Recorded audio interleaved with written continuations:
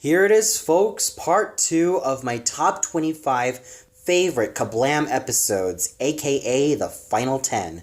So let's get this started, shall we? At number 10, we have A Little Dabble Do Ya, in which Henry and June explain what smell-o-vision is, and they do a lot of other shenanigans, like June explaining what cartoon physics involved with the cartoon characters not feeling any pain, even though Henry feels a lot of pain and went through hell with Mr. Foot in terms of a lot of physical violence.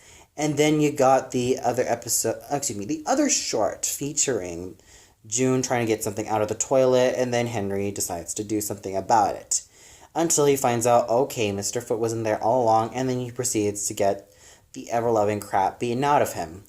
And then we have the memorable shorts, like the Sniz and Fondue short, You Dummy, in which Sniz has fashioned a new ventriloquist dummy to give to Fondue for his birthday. And then Fondue really enjoys his newfound dummy, even though he can't really do ventriloquism for crap or anything, because his mouth keeps moving even though you're supposed to throw your voice at the dummy. And Sniz does his best efforts to make others convinced that, okay, Fondue was the one who's done all the work, and he becomes a hit, especially with the kids.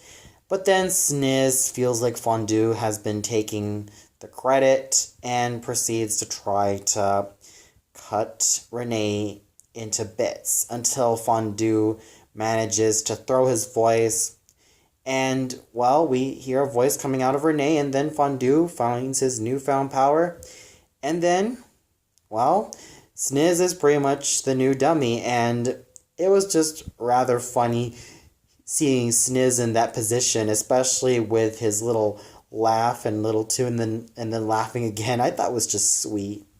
And then we have the Action League episode in which, in which Stinky has a fear of, well, not just heights this time, but also trying to dive down after what happened many years ago to his brother. And eventually, he overcomes his fear and then saves the recreational guy, Meltman, and his long-lost brother, Stench, who I cannot believe that he was just lost for 20 years. Oh well, that's how surreal this show can be from time to time. But this is also the episode that also introduced me to the Life of Loopy episode, in which Larry ends up losing his lucky baseball in the sofa, and it's all up to Loopy to retrieve it. So, it's basically like an Alice in Wonderland journey for Loopy, specifically in the Down the Rabbit Hole section of the story, and she basically finds herself in a lot of junk that's been found in the sofa for many years, and finds herself in a crevice, falls down, and then meets a couple of miners there that tell her that every time someone loses things from the sofa, they get turned into additional fuel for the universe. And they come up with this very funny closing line and saying, and that's what makes the world go round. And then it's basically a life or death situation for Loopy, as she only has 35 seconds. She goes down the elevator. She commands the elevator to go a lot faster than that. The elevator is kind of sassy with her, and then she retrieves the ball in the nick of time, and then Larry double inspects it, and, well, he basically scolds Loopy for the ball being in not so mint condition. So then Loopy proceeds to shove the baseball in his mouth. So overall, this was the episode that has also introduced me to basically one of the first episodes that I've caught with Life with Loopy. And it was definitely a huge amount of fun. At number 9, we have Why June Refuses to Turn the Page, aka one of the many lost episodes of KaBlam. And this is basically special to me for a couple of reasons. First of all, this was the first episode that I caught ever since I was 7. And I didn't really know about KaBlam and was just kind of curious about the show. The first shorts that I watched from this episode were the episode involving Loopy trying to get, like, the secret ingredient to Mom's mystery casserole, and she finds out that it's none other than this fish with a horrible tasting fish sauce, even though the fish himself tells him that, okay, he's a very fabulous recipe and blah, blah, blah. And then you have the Angela Anaconda short, in which Angela Anaconda imagines herself, like, sabotaging Nanette in her picnic, and the fact that she has to wear boys' underwear and scrape off a lot of the chewing gum that was found in Angela Anaconda's desk. And yet another funny line in this short was when the teacher tells Angela Anaconda, "But take off those ridiculous glasses.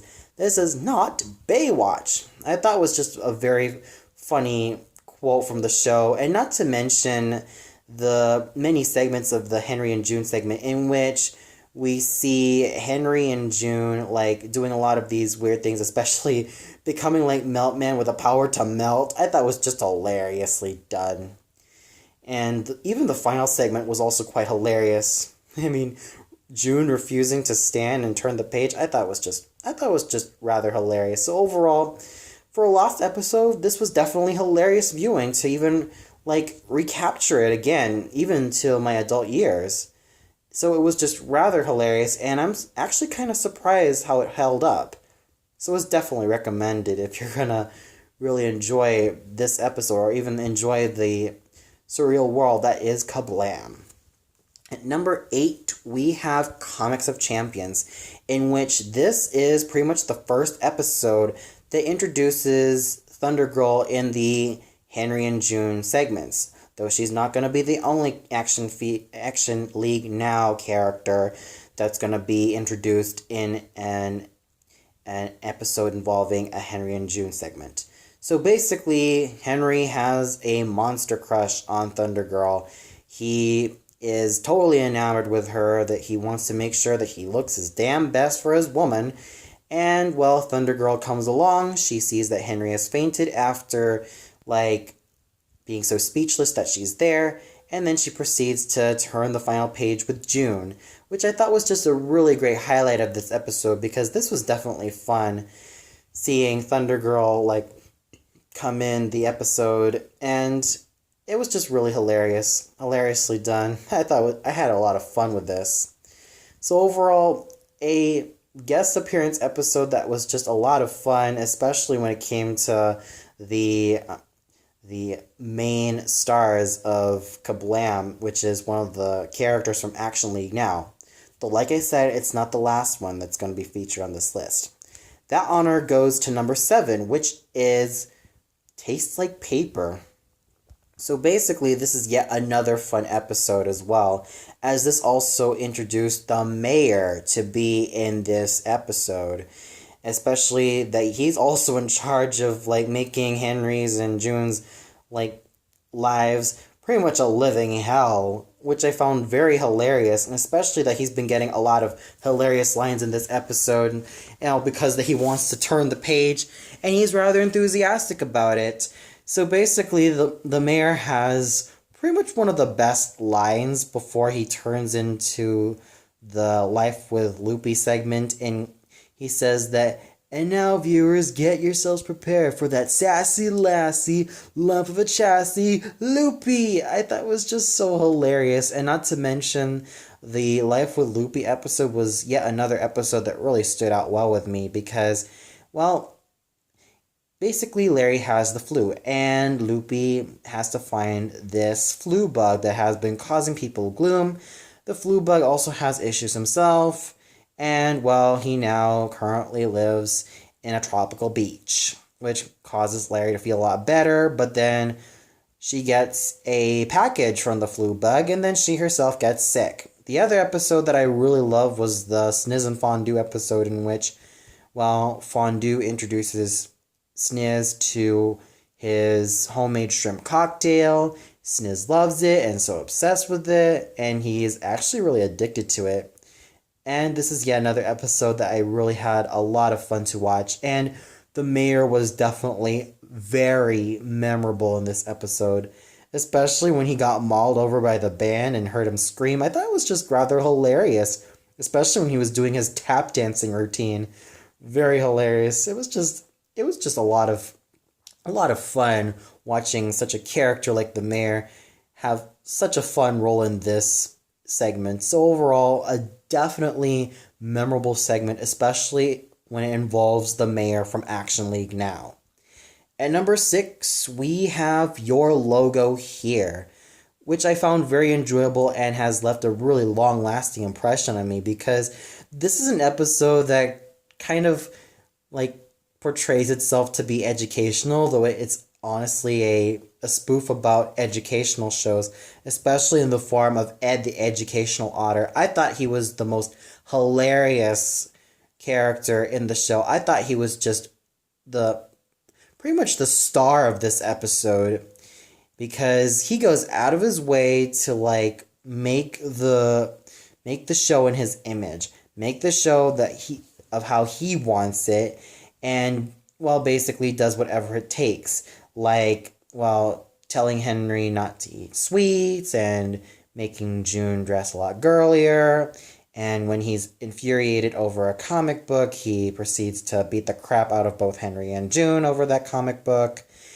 And then we have the final segment in which Ed is so fed up that June leads him into a trap. And then, well, Henry proceeds to be such a badass in this episode with those guitar riffs, with those electric guitar riffs. Oh my god, was he just hilarious and just so much fun in this episode. So overall, definitely the hugest highlight for me was Ed the Otter. Yet I have to say that I really enjoyed the Sniz and Fondue episode, in which, well, there's a burglary going on, but it's actually Sniz sleepwalking and basically being the neighborhood burglar, even though poor Fondue ends up getting the short end of the stick. But still, the highlight for me was none other than Ed the Educational Otter. And at number 5, we have Your Real Best Friend, an episode that I have really enjoyed so much, especially because of the final moments of this episode, especially involving the speech. And not to mention, there were other memorable moments with this episode. So let me see those. Okay. So the first one being with the Sniz and Fondue short, in which, well, Sniz is constantly being in Fondue's room and jumping on his bed all the damn time, and Fondue is so sick and tired of it that he wants to put a stop to it. And what does he do? Buy a very lethal scorpion. This episode has made me kind of more scared of scorpions, and for those of you who don't know, I personally abhor scorpions. I cannot stand them. I feel so scared every time they are there. And if ever I see a scorpion in real life, I would probably freak. I would probably just my heart would just go in panic mode every time I would see a scorpion. Even a picture of a scorpion is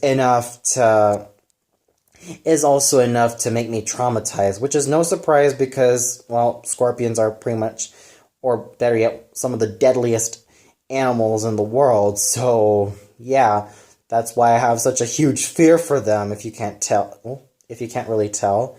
And the episode ends well with, well, not just with Snoopa and Bianca trying to find the scorpion, and then Sniz and Fondue trying to find it as well. And then Sniz also proceeds to say one of the most memorable lines of this episode, saying, "Oh my gosh, it's like something like, oh my gosh, there's a scorpion in back." And he proceeds to say the line, "Lumbar region." It was just so hilarious as well, especially thanks to the phenomenal voice acting done by Rick Gomez. It was just hilarious. And the running theme of this show, or rather the running gag of this show, is that whenever something is thrown out the window, it usually lands on a girl playing on a sandcastle in a sandbox. And then when she sees that item or thing or whatever, she proceeds to get her toy shovel and just beat the ever-living crap out of it, which I really enjoyed so much. And then the episode ends well with Fondue charging Sniz after the owner has apparently ripped him off. And he basically says the most memorable line in this episode. If you can't beat him, charge him. And he proceeds to give the peace sign, which I definitely enjoyed and had a lot of fun with and just pretty much laughed my butt off when I thought about it. Then you have another memorable short, which was that of Action League Now, in which the mayor litters a lot, and then we proceed to have an epic car chase until the mayor flips his car, and then he goes up in smoke. Or he seems to have gone up in smoke. He might come back. He's pretty much the Terminator in this series, but yeah, it was still a very fun episode. And then you also have the Life with Loopy episode, in which she basically makes a robot friend for herself after Larry refuses to play with her, which was just a lot of fun. And especially the Prometheus and Bob short, in which Prometheus has to teach Bob the arts of, well, the artistics and then bowling. And then we proceed to the biggest highlight of this episode. Henry and June saying the pledge of KaBlam allegiance, which I thought was just so hilariously done, and it just put a huge smile on my face. So overall, biggest highlight was having Henry and June say the pledge of Blam allegiance, which I enjoyed listening to so much, and one that I definitely had a lot of fun with. And number 4, we have Hurl's So Good, which is also the episode that has yet another earworm, and one that I enjoy so much, and has another memorable song to it as well, in which, well, you'll find out later. And as for the memorable shorts in this, let's just say that in this episode, Henry and June host a telethon, basically a Stapleton, in order to raise a lot of funds. And they basically go through a lot of trials and tribulations of how to maintain all of these things and all that, which I definitely enjoyed. And the highlights, or my personal favorite shorts in this episode, has to be when Sniz and Fondue end up going to a movie theater without admission, and because they want to see the latest film. And then you have Life with Loopy, in which Loopy ends up having a visit from her spirit goldfish after he came back from Goldfish Heaven. And now he's being pursued by some cat. And then, well, all ends well when the poor kitty just needed something to eat. So Loopy decides to give him a can of tuna. And then the cat is pretty much Loopy's new pet, which I thought was really sweet because I myself am also a cat person. So it was just really sweet having Loopy keep the cat as a pet, and it was just really fun. Not to mention the song in this episode. Oh my gosh, is this yet another earworm? Basically, June starts the song, and then I don't really know the name of the song, but it was rather enjoyable. I've heard it several times. It was very catchy. It was very sweet as well, and then it was just simply put enjoyable, having a majority of the cartoon characters sing along as well, including Loopy, Prometheus and Bob, Sniz and Fondue, Thunder Girl, Flash, Meltman, Stinky Diver, and the Chief, and then having all the characters involved in the Henry and June segments sing along.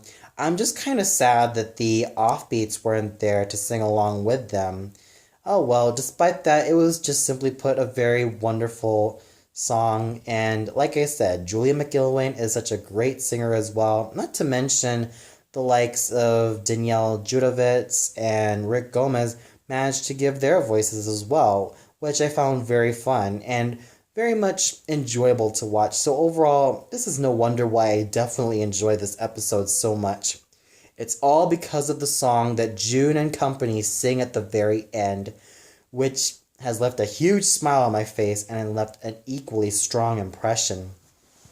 Number 3, we have Hand Cranked for your enjoyment, in which the set has been invaded by Vikings, and June takes in the festivities, all except for Henry. Basically, he feels rather annoyed by the Vikings' presence. And, well, this is also yet another favorite episode of mine because it also has my personal favorite short, and that is The Girl with Her Head Coming Out, which is made by this artist by the name of, let's see, her name is Emily Hubley. And with this short, it basically is not like any other KaBlam animated short. It is basically like drawn in the mindset of a young girl, whose name is Alice, and she, in this short, has a crush on a boy named Elvin, but her family friend comes over by the name of Charlie. He shows her ants. And I find this short to be very much down to earth and very much relaxing, even though the art style is, well, it's actually really creative. Sure, it may look simple, but it's always that creative and it's always fun to watch. And plus, I've seen 3 other shorts of the girl with her head coming off. The others being that Alice gets new shoes, Alice and Suki visit a planetarium, but Alice finds out that there is a girl who is rather big boned named Rita, and she decides to befriend her, leaving Suki kind of wondering what on earth is going on. And then we have the episode in which Alice then buries her cat, who unfortunately passed away. And these shorts are very much down to earth and just really fun to watch, and it just leaves you with a warm, fuzzy feeling in your face, which is also why I really love these shorts. Unfortunately, the 3 other shorts didn't air on KaBlam, but they've mostly aired in commercials. And I really do miss those. I mean, the only girl with her head coming off episode that I could find was just mainly the one with Alice falling in love with Elvin. That's pretty much it. Yet the other favorite short was when, like, Sniz wanted Fondue's hat because it looked cool on him, but Fondue feels rather touchy about it, and he doesn't want it that Sniz is like saying that, okay, he can't take his hat because his hat means so much to him. Basically, Fondue was pretty stingy in that episode. But still, it was a very fun episode, and the hugest standout was definitely the short, The Girl with Her Head Coming Off. I thought it was just really fun. It was just really down to earth and just really sweet. Not to mention the ending where Henry decides to just simply join June in the Vikings' antics was just hilariously done. So overall, it was just a really fun episode and one that I really enjoyed to this very day. Yet another episode that was very enjoyable, all because of the girl with her head coming off, which I found was a very sweet short and one that I could have wished that there could have been more of. Oh well, we'll see. And number 2, we have Resistance is Futile.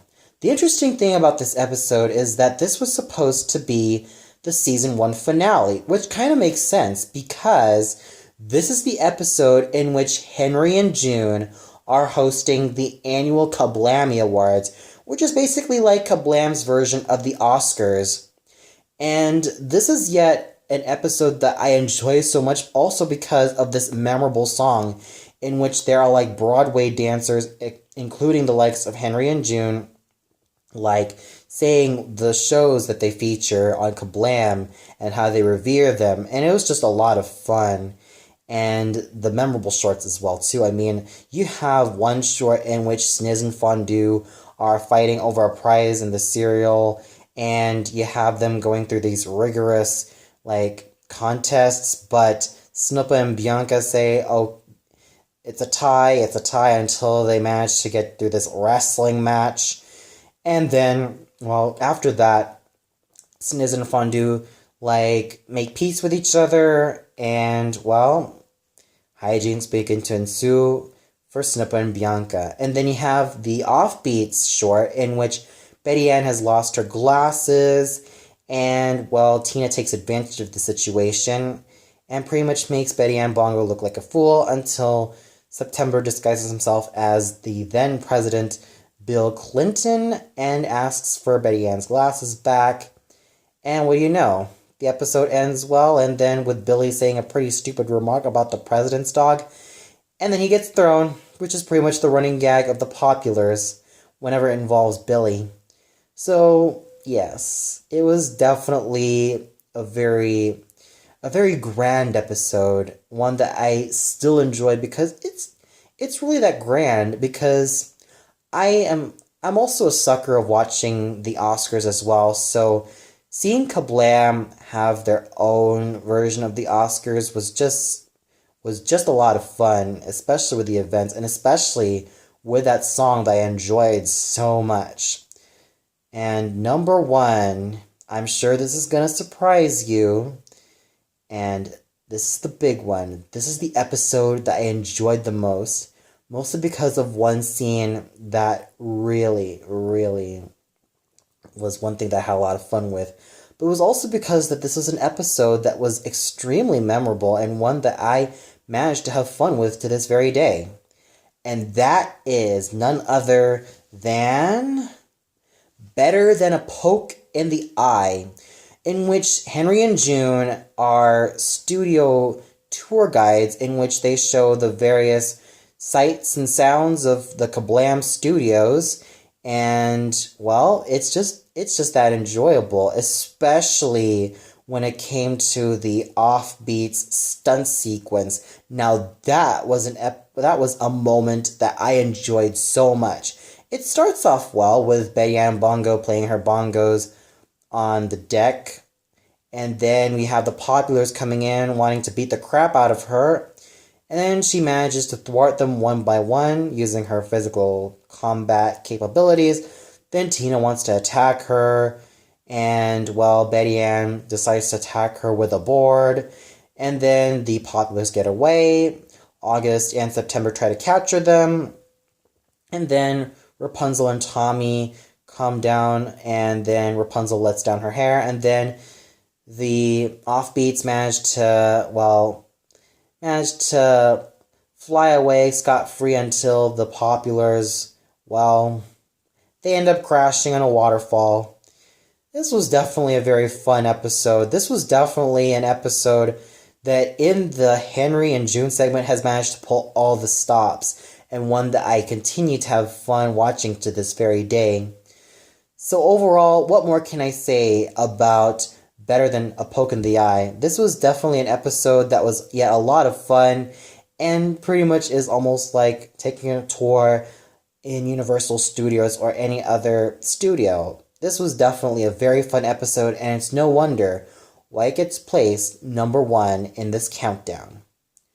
Well, that's all for now. Be sure to tune in, well, later, as I sort of make a tribute video to KaBlam and why it stuck well with me so much. So until then, see you later, everybody, and I hope you enjoy this list. And if you ever have like episodes that you really love that you want to voice out, then please, by all means, go to the comments section and, well, say what they are. I'd really love to hear them as well. But until then, good night, everybody.